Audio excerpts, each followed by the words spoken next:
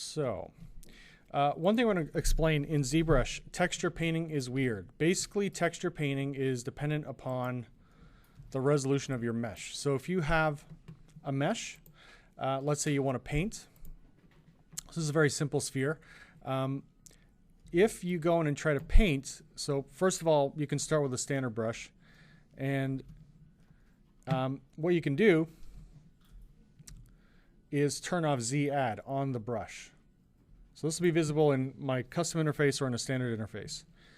And once you brush on the surface, it's basically just brushing in color. Okay. And if we switch colors, right, you'll see it fill with red. Now, if I go back before the brush stroke, you'll see ZBrush, what it does automatically is if there's no painting on the surface, it just kind of autofills with whatever color's here.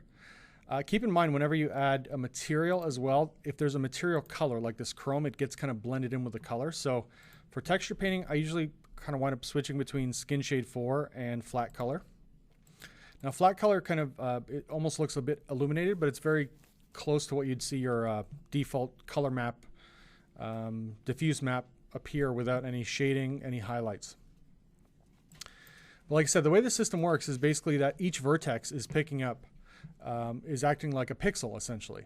So if you go in and brush some green down, right, you'll see that show up. But if you try to brush at a very, very low resolution, what's happening, let me just turn off the fill color, right, is each pixel is basically, or each vertex is actually acting like a pixel. Now this goes back to an old system I want to show you in Maya, which is called Vertex Paint.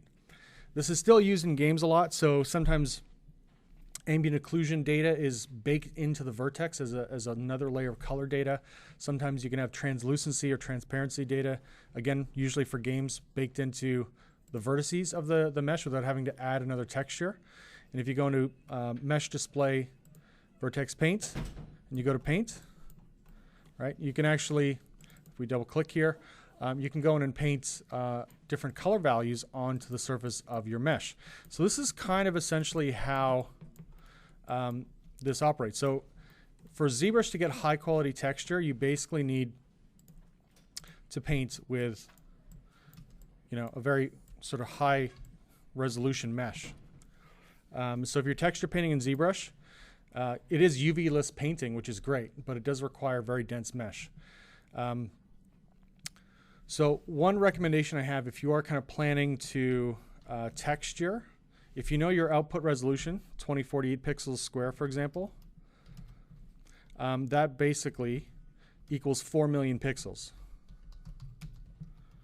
So if you want a resolution to match in terms of resolution quality, then you need roughly 4 million polys, right? Now this is approximate. I usually start at about 1 million polys. Sometimes I stay at 1 million, sometimes I go to 4, sometimes 10, sometimes 20 million polys to paint. And again, just to illustrate this point, if I go in and let's say you want to put a texture on your mesh, a square texture, you can pick one that's already loaded here. So I'll just grab this sort of wood texture.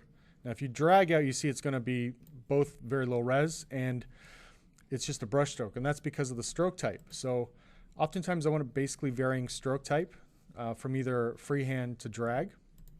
So now you can drag out that texture, but again, it's very low res. So if I divide the mesh by hitting Control D a few times, you now get a much sharper view of that texture, right? And again, if you go down in resolution, you see how the resolution can't support the color data. You're limited in terms of resolution of your texture, which is one thing. So your texture could look really bad if the resolution is really bad, but the mesh itself has to support the resolution. So right now, this texture is 1,000 pixels. And if I go up to about 1 million polys, in this case 2 million polys, I can drag that texture out. Now ZBrush is also projection based, right? So if you drag this out really, really far, it will stretch across the edges that face away from your point of view. So you know, you may have to kind of go around and fix the texturing that way. So I wanted to kind of bring this back around to texturing your basically your trim sheets.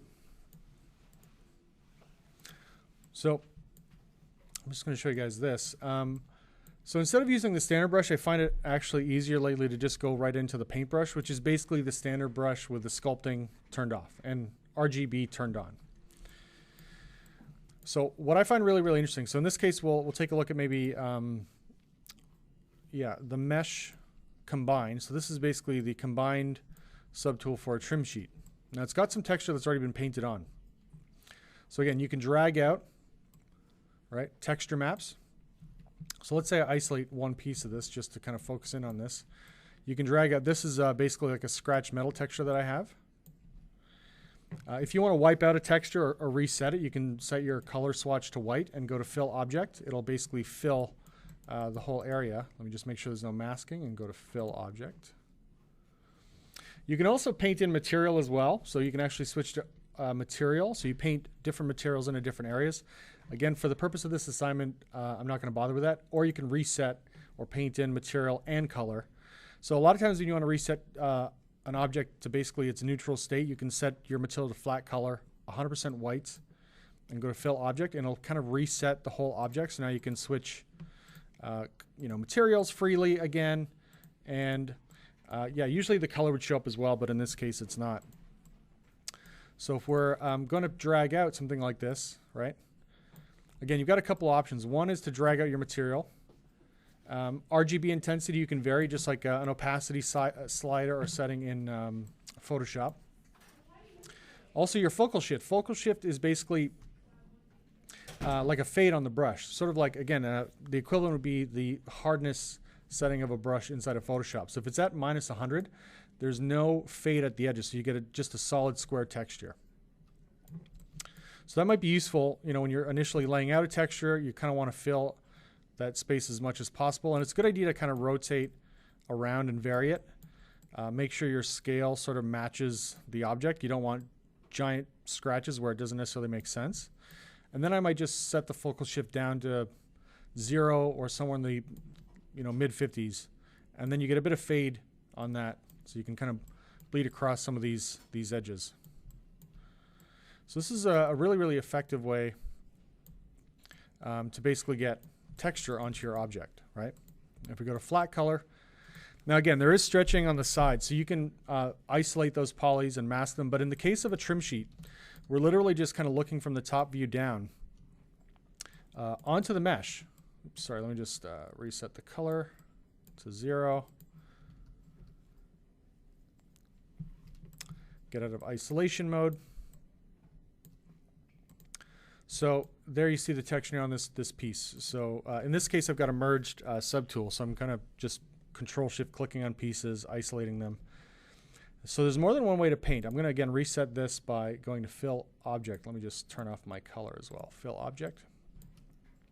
There's some really great tools that I use a lot. So if you're doing something more stylized, more cartoony maybe, or just trying to isolate areas to paint in, scratches, and then maybe have more flat areas, or add rust in little crevices, the masking menu is really, really useful. So that's on the right-hand side, of course, and you go to masking.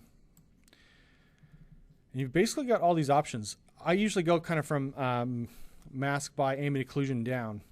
So if you go by ambient occlusion, it's going to do a calculation where it finds kind of overlapping mesh, little crevices, and it's going to shade those areas or mask those areas. So it's almost like a lighting, and you can see that here if I go to flat. So you see it's kind of soft shaded these interior areas. So what's cool about this is that, let's say we undo. I'm going to fill this thing with just a flat color. Again, I'll solo this so we don't have to see the background. If I go to mask, and you can adjust intensity as well. So I'll just crank up the intensity and calculate again.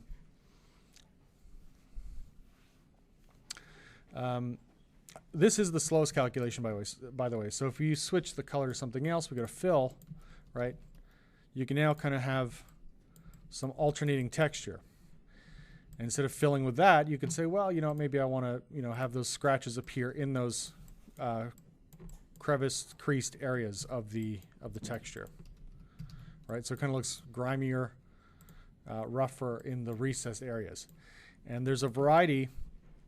So again, I'll find another piece just to sort of use as an example. This one's pretty complex, so I'll just pick something else here. So you can do the same thing. So there's ambient occlusion, and you can go in and adjust. Cavity is really great, so it goes in and finds little recess areas as well, but it's a different calculation.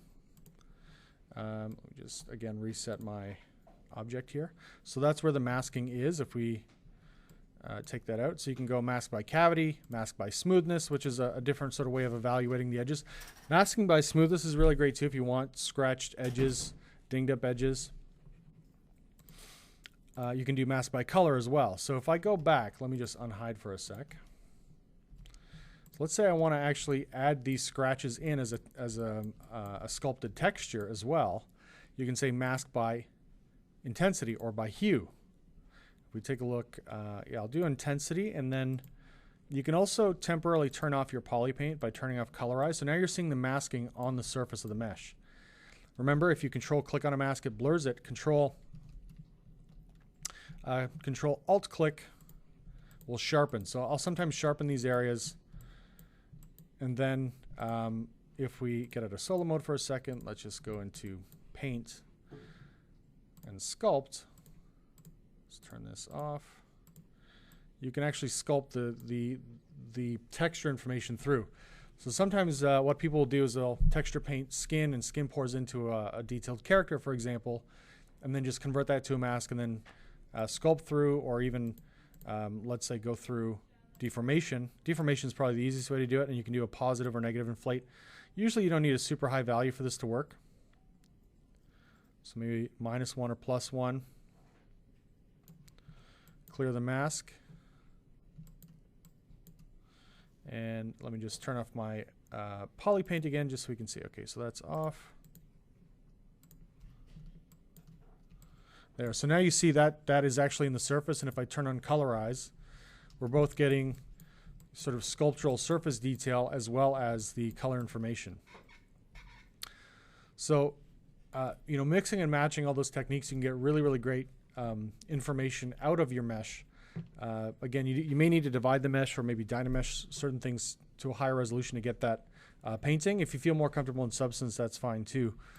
And remember, when you go to Z Plugin